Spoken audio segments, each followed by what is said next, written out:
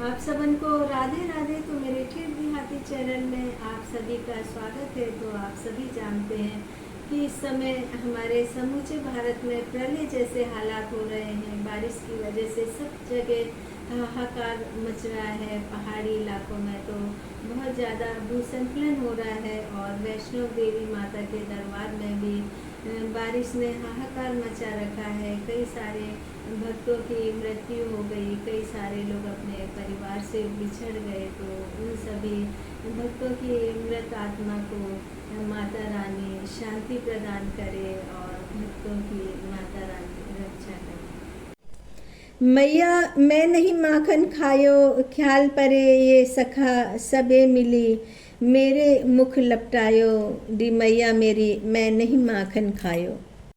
तो अभी कुछ दिन पहले टीवी पर बहस का मुद्दा बना हुआ था कि एमपी के सीएम बोल रहे थे भगवान कृष्ण को माखन चोर नहीं बोलना चाहिए और संविधान में कानून बनना चाहिए कि कृष्ण लीला संवाद से माखन चोरी की लीला के संवाद को हटाना चाहिए और ये कानून बनना चाहिए कि कोई भी भक्त कृष्ण को माखन चोर न कहे। तो एमपी के सीएम महेश यादव जी का मानना है क्योंकि श्री कृष्ण द्वारकाधीश थे और उनके घर पर 9 लाख गाय थी, माखन की दूध छाछ की कोई कमी नहीं थी। तो मैं तो सीएम महेश यादव की कृष्ण के लिए इस तरह की नाराजगी को बालहट और उनका कृष्ण प्रेम कहूँगी, क्योंकि यह कोई बहस का मुद्दा नहीं है, ना ही कोई नाराजगी की बात है। क्योंकि कृष्ण भगवान को जो भी मैया दुलार करती हैं या फिर पुरुष उनको लड्डू गोपाल मानकर सेवा करते हैं तो कृष्ण के प्रति एक नन्हे से लड्डू गोपाल का भाव आ जाता है। और छोटे से हमारे लड्डू गोपाल हैं, अभी ठीक से चल भी नहीं पाते हैं, लेकिन घुटनों के बल चल चल कर ही सारे संसार को नचा रखा है। हम उनके पास चाहे कितने ही प्रकार के व्यंजन और पकवान क्यों न रख दें, लेकिन हमारे लड्डू गोपाल को माखन ही भाता है। लड्डू गोपाल को लड्डू भी बहुत प्रिय है, इसलिए उनके एक हाथ में लड्डू और गोद में माखन की मटकी होती है और सारा मुंह माखन से लिपटा होता है और उनके नन्हे नन्हे हाथों में भी माखन लगा होता है। तो भगवान कृष्ण में भक्त को अपनी तरफ खींचने की वो क्षमता है कि प्रत्येक भक्त को लगता है लड्डू गोपाल सिर्फ मेरे हैं। और किसी भी भक्त में कृष्ण भक्ति का थोड़ा सा भी सामर्थ्य होता है तो हम कृष्ण भक्ति में कब चले जाते हैं हमको पता ही नहीं चलता। कृष्ण लीला में सभी संवादों के साथ बाल कृष्ण की माखन चोरी की लीला का वर्णन बहुत ही खूबसूरत तरीके से सूरदास जी ने भी किया है। सूरदास जी के माखन चोरी के प्रसंग में यशोदा माँ कहती है, लाला तू माखन की चोरी छोड़ दे, सबरी गोपी गांव से उल्हाना लेकर आती हैं, हमारे घर माखन की कमी है क्या। यशोदा माँ बहुत ज़्यादा भावुक हो जाती हैं, उदास हो जाती हैं। तो बालकृष्ण कहते हैं, जे चोरी ना छूटे री माता, सौ सौ कसम खवाए। दरअसल गोपियाँ खुद ही चाहती थी कि बालकृष्ण उनके घर से माखन चुराए।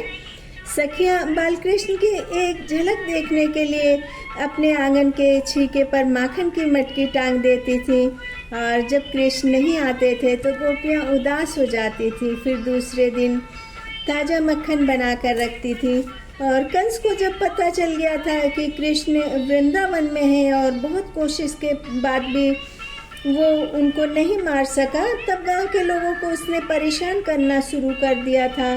घी दूध माखन अपने सैनिकों से मथुरा में मंगा लेता था और गोकुल वासियों को बहुत ज़्यादा परेशान करना शुरू कर दिया था। तो गोकुल वासियों की रक्षा एवं घी दूध माखन कंस के सैनिक न ले जा सके, इसलिए कृष्ण ने माखन चोरी की लीला रची थी और वो बाल सखाओं के साथ कभी माखन लेकर आ रही गोपियों की मटकी तोड़ देते थे तो कभी उनके घर जाकर माखन चोरी करके खा लेते थे। ये हमारे प्रभु बहुत बड़े छलिया हैं, ये छल करके भक्तों का कष्ट हर लेते हैं, लेकिन कष्ट हरने से पहले बहुत परीक्षा लेते हैं, दुख पे दुख देते हैं, ये जानने के लिए कि भक्त मेरी भक्ति के काबिल है कि नहीं।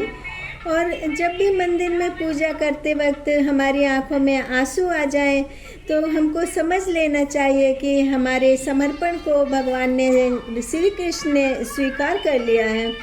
और श्री कृष्ण की बाल लीला में गोपियों के वस्त्र चुराने का प्रसंग भी बहुत खूबसूरत तरीके से वर्णित किया गया है। और इस प्रसंग से यह तात्पर्य है कि गंगा हमारी माँ है। जब हम जन्म लेते हैं तब माँ की गोद में, और मृत्यु के पश्चात हमारी अस्थियाँ गंगा में प्रवाहित की जाती हैं। तो कृष्ण ने गोपियों के वस्त्र को चोरी कर समस्त संसार को संदेश दिया कि हमेशा वस्त्र पहनकर गंगा में स्नान करना चाहिए, चाहे वो पुरुष हो या स्त्री हो। सूरदास जी एक प्रसंग में तो कृष्ण का उल्हाना कहते हुए समझाते हैं कि यशोदा माँ से श्री कृष्ण कहते हैं कि ये गोपियाँ तुम्हारे पास मेरी झूठी शिकायत लेकर आती हैं मैया। पहले मुझे खुद अपने घर बुलाती हैं माखन खिलाने के लिए और तुमसे शिकायत लगाती हैं। और एक दिन तो गुस्से में यशोदा माँ बाल कृष्ण को पेड़ से बहुत ही मोटी रस्सी से बांध देती हैं।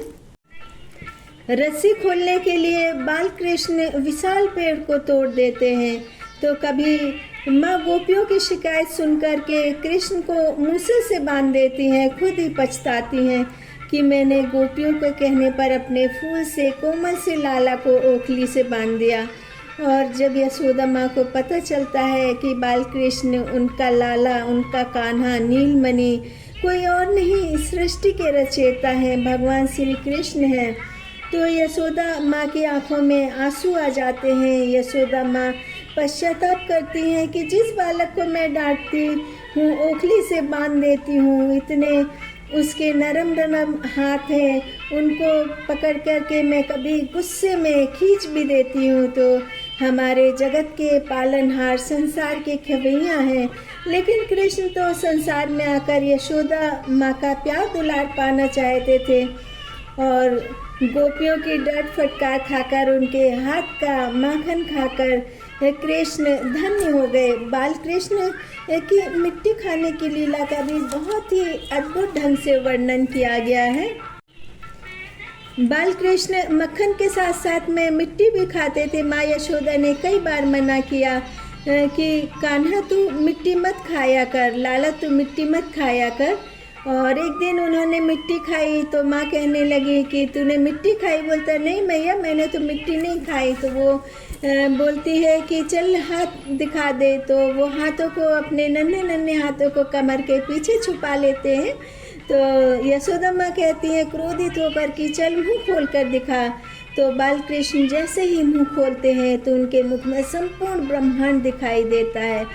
अर्थात कृष्ण संपूर्ण संसार को बताना चाहते थे कि मिट्टी के कण कण में भगवान का वास है।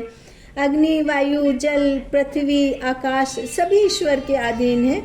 और बाल कृष्ण ने मात्र 11 साल की उम्र में संसार को कई संकटों से बचाया था। कंस के प्रकोप से प्रजा को बचाया था, विषैले जल का पान करके, तो कभी कालिया नाग का वध करके संसार को विनाश होने से बचाया था। और 11 वर्ष की उम्र के बाद मथुरा में कंस का वध करके समस्त सृष्टि को संकटों से बचाया। सूरदास जी जन्मजात दृष्टिहीन थे, लेकिन उन्होंने अपने प्रसंग में बाल लीला का वर्णन अत्यंत ही मनमोहक ढंग से किया। सूरदास जी कृष्ण जी को देख नहीं सकते थे, लेकिन कृष्ण के लिए उनकी असीम भक्ति थी। उनके लिए वो भजन गाते थे, उनके लिए संवाद लिखते थे। लेकिन कृष्ण भगवान सूरदास को देखते रहते थे, उनकी भक्ति को महसूस करते थे। एक दिन कृष्ण भगवान की कृपा से सूरदास जी को नेत्रों में दिखने लगा, तो उन्होंने साक्षात कृष्ण भगवान के दर्शन किए। तब कृष्ण भगवान ने कहा, यह संसार अति सुंदर है, यहाँ पर भांति भांति के मनुष्य हैं, सुंदर प्रकृति है, वन उपवन है, नदी घाट है, सुंदर पशु पक्षी हैं, आप क्या देखना चाहोगे? तब सूरदास जी ने कहा, कृष्ण मैंने तुम्हें देख लिया, अब मैं कुछ नहीं देखना चाहता हूँ। तुम ऐसा करो कि मेरी आंखों में बस जाओ और मुझे फिर से नेत्रहीन बना दो। तो ऐसी होती है एक भक्त की भगवान के प्रति अटूट भक्ति। राधे राधे, हरे कृष्ण कृष्ण कृष्ण हरे हरे, हरे राम राम राम हरे हरे।